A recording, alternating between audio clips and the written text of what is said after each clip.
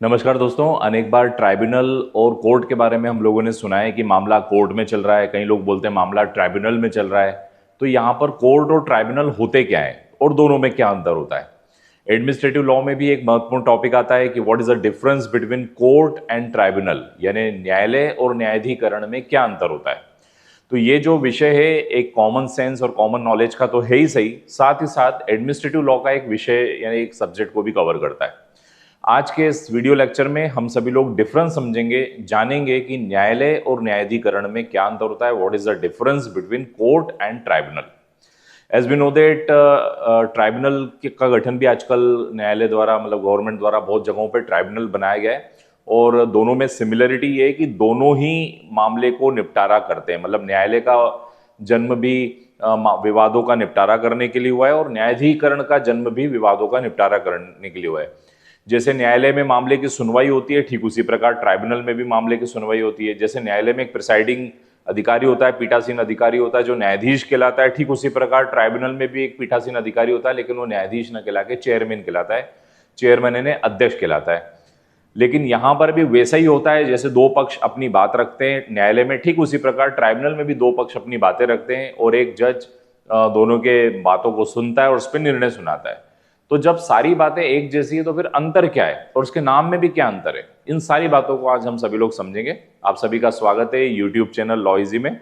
और इस चैनल में हम कानून को आसान भाषा में समझने का प्रयास करते हैं। एडमिनिस्ट्रेटिव लॉ के अन्य विषय जो हैं, ओम्बड्समैन, पब्लिक कॉर्पोरेशन, उनके भी वीडियोस अपलोड किए जा चुके हैं। और ऐसे समस्त विद्यार्थी जो जुडिशरी की प्रिपरेशन कर रहे हैं, एलएलबी, बीएलएलबी की प्रिपरेशन कर रहे हैं, वे सभी नीचे दिए हुए व्हाट्सएप नंबर पर संपर्क कर सकते हैं क्लासेस के लिए।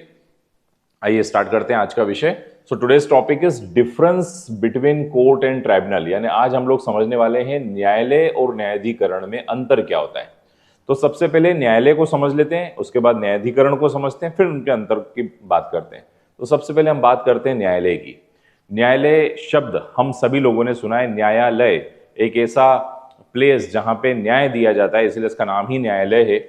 और न्यायालय का जो जन्म हुआ है वो समाज में होने वाले जो डिस्प्यूट्स हैं, यानी समाज में जो विवाद मतभेद होते रहते हैं, उन समाज में होने वाले विवादों को निपटारा करने के लिए, उन विवादों को समाप्त करने के लिए और उस विवाद पर अपना निर्णय सुनाने के लिए राज्य द्वारा यानी गवर्नमेंट द्वारा एक बॉडी स्थापित की गई जिसको जुडिशरी कहा जाता है, जो न्यायपालिका कहलाती है। और डिस्प्यूट जो सोशल ट्रांजेक्शन में यानी समाज में अनेक लेन देन होते हैं, समाज में आर्थिक लेन देन भी होते हैं, सामाजिक लेन देन भी होते हैं, इकोनॉमिक लेन देन या अन्य प्रकार के लेन देन होते हैं, उन संव्यवहारों में डिस्प्यूट होना लाजमी है, यानी डिस्प्यूट होना भी अवश्यंभावी है।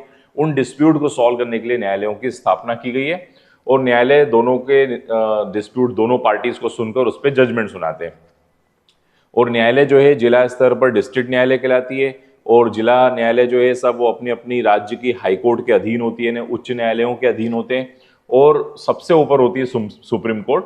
सुप्रीम कोर्ट का मतलब हो गया सर्वोच्च न्यायालय। तो इस प्रकार से हमारे देश में न्यायपालिका की स्थापना की गई है। यदि हम अब ट्राइब्यूनल की बात करें, ट्राइब्यूनल जिसे अधिकरण भी कहा जाता है या न्यायाधिकरण भी कहा जाता है, तो ट्राइब्यूनल भी यही काम करते हैं, लेकिन they are specialized matter, they are dealing with the specialized matter, यानी विशेष मामलों को ये डील करते हैं। स्पेशलाइज्ड मैटर का मतलब हो गया, जैसे फैमिली कोर्ट की हम बात करें तो फैमिली कोर्ट फैमिली मुद्दे ही देखेगी, कंज्यूमर फोरम जो है कंज्यूमर के मुद्दे ही देखेगा, या इनकम टैक्स ट्राइब्यूनल जो है इनकम टैक्स के ही मामले देखेगी, जीएसटी ट्रिब्यूनल जो है जीएसटी के ही मामले देखेगा, फेमा फेरा फॉरेन एक्सचेंज के मामले देखेगा, सेबी जो है सिक्योरिटी एक्सचेंज बोर्ड के मामलों को देखेगा। तो इस प्रकार इलेक्शन डिस्प्यूट्स के लिए इलेक्शन कमीशन है। तो इस प्रकार जो स्पेशलाइज्ड मैटर होते हैं, उन स्पेशलाइज्ड मैटर के लिए विशेष तकनीकी मामले जो होते हैं उनके लिए स्पेशल कोर्ट स्थापित की गई है। और ये क्वाजी जुडिशियल होते हैं, मतलब इसमें जो पीठासीन अधिकारी होते हैं वो प्रशासनिक व्यक्ति होते हैं, तो इसलिए क्वाजी जुडिशियल मतलब उनको जुडिशियल की भी ट्रेनिंग होती है और एडमिनिस्ट्रेशन की भी ट्रेनिंग होती है, इसलिए क्वाजी जुडिशियल यानी इनको अर्ध न्यायिक कहा जाता है। यानी ट्राइब्यूनल जो होते हैं वो अर्ध न्यायिक प्रकृति के होते हैं। अर्ध न्यायिक मतलब आधे न्यायिक होते हैं और आधे प्रशासनिक होते हैं। फिर और हम बात करें, ये एग्जीक्यूटिव लोग होते हैं, एग्जीक्यूटिव मतलब कार्यपालिका के भी लोग होते हैं और जो जुडिशियल फंक्शन भी करते हैं। तो इस प्रकार ये हाइब्रिड होते हैं। हाइब्रिड मतलब दोनों का मिक्सचर होता है। तो ये है मित्रों ट्राइब्यूनल का एग्जैक्ट मीनिंग। अब हम दोनों के डिफरेंस की यदि बात करें, न्यायालय और ट्राइब्यूनल में क्या अंतर है, तो सबसे पहले न्यायालयों के ऊपर सीपीसी यानी सिविल प्रक्रिया संहिता चूंकि न्यायालय सिविल मामले देख रहा है, तो सीपीसी के मामले और एविडेंस के जितने भी रूल है, इंडियन एविडेंस एक्ट वगैरह के जो रूल्स हैं, सीपीसी एविडेंस के रूल पूरी तरीके से फॉलो करने पड़ते हैं न्यायालय में। लेकिन ऐसा यहां पर नहीं है, ट्राइब्यूनल में नॉट टू फॉलो, ट्राइब्यूनल में पूरी तरीके से फॉलो करने की जरूरत नहीं होती है। दूसरा, तो कोर्ट जो है सभी प्रकार के मैटर देखेगी, सभी प्रकार के मैटर मतलब फैमिली डिस्प्यूट हो, कोई से भी मैटर हैं, प्रॉपर्टी के मामले हैं। लेकिन ये जब कोई लॉ स्पेसिफाइड कर दे कि ये वाला मैटर ट्राइब्यूनल देखेगा, तो जाके ट्राइब्यूनल देखेंगे। धारा 9 सीपीसी में इस बात का उल्लेख भी किया गया है। इसके बाद है कोर्ट में जो भी व्यक्ति अपॉइंट होता है वो पूरा जुडिशियल होता है। जुडिशियल मतलब न्यायिक व्यक्ति का अपॉइंटमेंट होता है। लेकिन यहाँ पर एग्जीक्यूटिव व्यक्ति होता है जिसको हम ट्रेनिंग देते हैं, यानी उसको ट्रेनिंग दी जाती है, ट्रेंड व्यक्ति होता है यहाँ पर। और जुडिशियल की जो प्रोसीडिंग होती है वो थोड़ी सी लेंदी और कॉस्टली मानी जाती है, यानी न्यायपालिका में लंबी प्रक्रिया चलेगी, थोड़ी जटिल प्रक्रिया होती है, और इसके अलावा कॉस्टली यहाँ पे थोड़ी महंगी हो जाती है। लेकिन यहाँ ट्राइब्यूनल में रैपिड तेज चलेगा और प्रक्रिया सस्ती होती है। एंशियंट, यदि न्यायपालिका और न्यायाधिकरण को देखें तो न्यायपालिका जो है ये एंशियंट है, प्राचीन है, थोड़ी सी पुरानी है। लेकिन ये वाली जो पद्धति जो हम पढ़ने वाले हैं, जो ट्राइब्यूनल है, ये मॉडर्न है, आधुनिक है। उसके बाद बात करें, न्यायालय में ज्यादा फॉर्मेलिटीज यानी औपचारिकताएं ज्यादा होती है।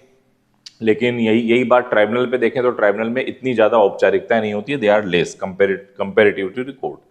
और फिर यहाँ पर पूरे लीगल प्रिंसिपल्स को फॉलो किया जाता है। न्यायालय में रेस जुडिकेटा का सिद्धांत फॉलो किया जाएगा, स्टोपल का सिद्धांत फॉलो किया जाएगा, यानी जो कानून के सिद्धांत है उन सिद्धांतों को पूरी तरीके से फॉलो किया जाता है, प्रिंसिपल ऑफ नेचुरल जस्टिस को।